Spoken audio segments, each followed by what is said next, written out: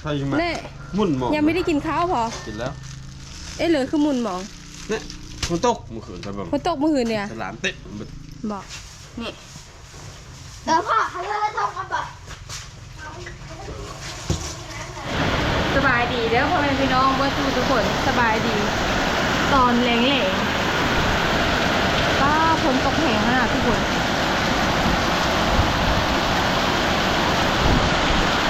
ทั้งคนทั้งหลบ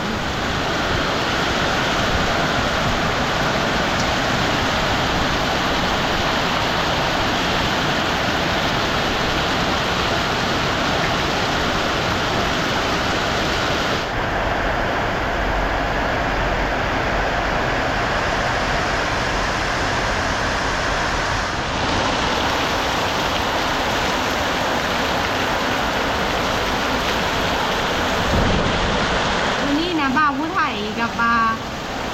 บักไอ้ทุกคนบ่าวผู้ไทยน้อยซองผลซองพลูจะเพิ่นนะขึ้นปู่มื้อนี้นะคุณทุกคนไปทั้งคู่ป้าผลทั้งคนทั้งหลบอยู่คุณเลยทุกคนจักมาเป็นนั่นเลยเลยซองพลูทุกคนนะทั้งคนทั้งหลบทั้งท่าแต่ท่าแรงจักมาเป็นนั่นเลยทุกคนซองพลูจะเพิ่นขึ้นปู่มื้อนี้นะเบิ่งน้ำนะคะมาลายนะชาวผู้ไทยก็อยู่ห้านผู้เดียวทุกคนบ่าวผู้ไทยเพิ่นซ่อมพ่อลูกจะเพิ่นก็ขึ้นผูส่วนบักอ้ายน้อยก็ไปยุ่มหญ้าทุกคนส่วนชาวผู้ไทยก็อยู่เปิดห้านผู้เดียวสุดแล้วอยู่เปิดห้านผู้เดียวแต่ทั้งคนทั้งหล่มทุกคนเลยอยู่นอกนะ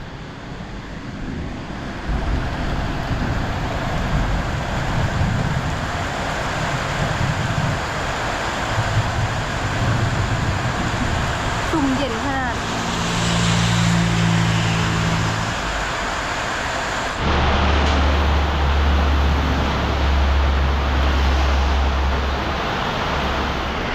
อยู่นี่นะชาวไทยเมอร์ทุกคน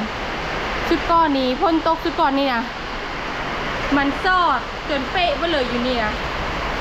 อันนี้ก็ย่างมาเบิ่งเก่าบันโฮคือเก่าบอกโอ้นี่มันมักโฮบนนี่ทุกคน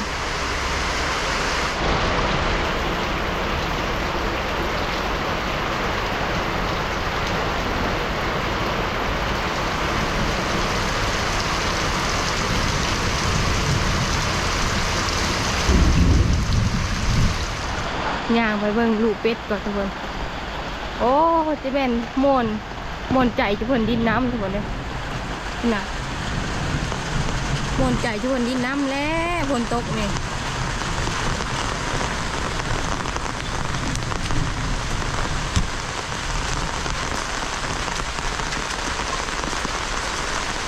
ป้านยอดมาโบกมอดพี่ทุกคน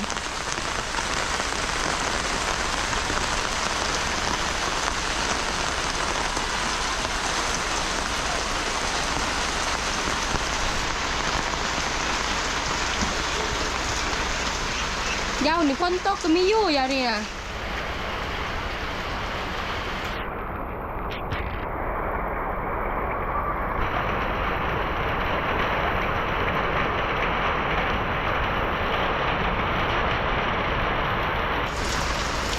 หยอดมาโบกกะสับเก่าสับเมื่อทุกคนหยอดตุ้ยเยอะ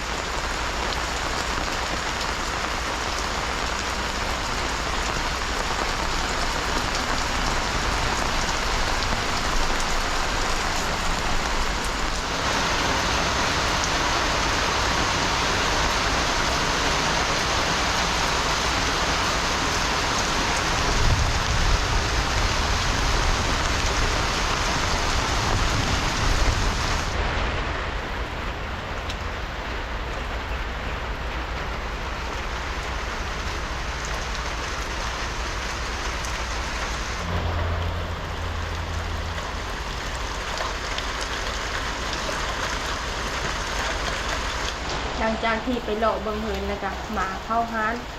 เป็นโถงแต่ซองพ่อลูกหั่นนะทุกคนถ้าฝนตกแบบนี้หั่นนะทางขึ้นทางหลงกับหญ้าแล้วก็ย่านกกไม้กกต่อทุกคนเวลาที่ไปผูนะภาวนาก็คือมีเฮอแบบมีเฮอหล่มหั่นนะ ถ้าว่าหล่มนี่ย่านกงไม่กงต่อหักแล้วก็รถกะทางแบบว่ารถเช่าไทยกะมันมีเต็มร้อยค่ะทุกคนข้ามมันตกน้ำตอนนั้นฮะตอนนั้นนะเบ้าผู้ไทยเอาบุน้ำเนี่ยมันตกน้ำแล้วก็รถนะเวลาที่มันถือน้ำข้นแล้วมันก็จะแบบติดมีได้ค่ะทุกคนมันเพแล้วรถกะยังมีได้งบแปลงมันข้ามมันนั้นลงน้ำตอนนั้นแล้วก็มันนอกแล้วก็แล้วเลยทุกคนแต่นั้นมาแล้วก็ไปผูกจะได้เพตลอดทุกคนท่ามห้าแต่เงินตลอดรถมาแล้วทุกคนเอ้ยชาวพอลู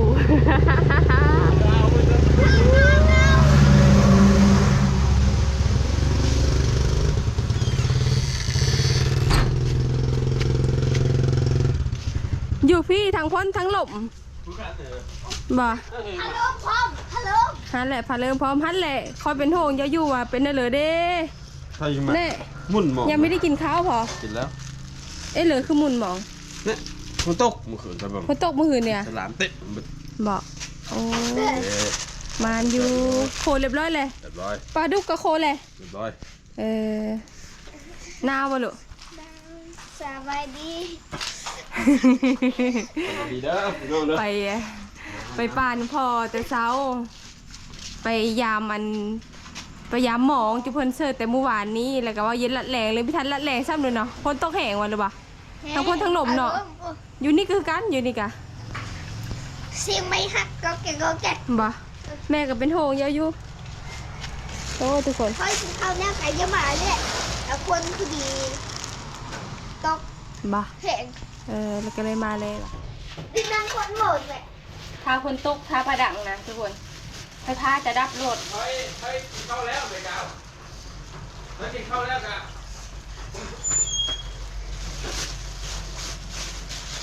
สุดท้ายเนี่ยเลยป่ะ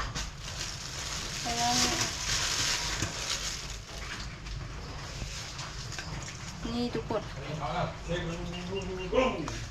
ปลาดุกปลาดุกปลาคอกังปลาดุกโอ้ได้ลายโตเติมทุกคน2 4 6 7โตทุกคนได้ปลาดุกเด้อนี่ แล้วพ่อฮัลโหลทองกระบะ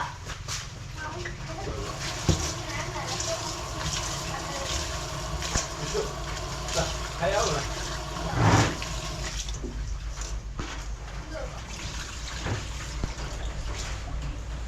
อยู่ผูนะป่าตั้งลายอยู่แล้วทุกคนเลยเศร้าไทยไปแต่ละเธอกะไปเซมองนี่เนื้อพิษว่างทุกคนขันพ่นมีตกนะขันพ่นมีตกขันน้ำพ่นมีสู้นะทุกคนได้กินแน่นอน แต่ถ้าพ่นตกน้ำพ่นสู้โอ้ยไม่ได้กินทุกคนเพราะว่ามันเอาไปมืดมองนะ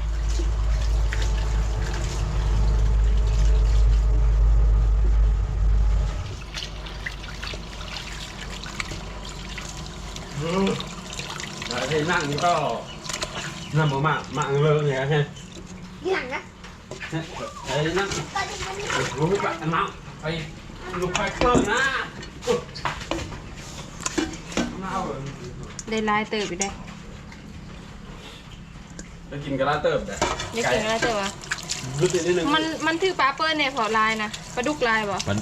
พอเขากั้งหลาย ปลาเขากลางลาย จะกินพอเขากั้งเรากิน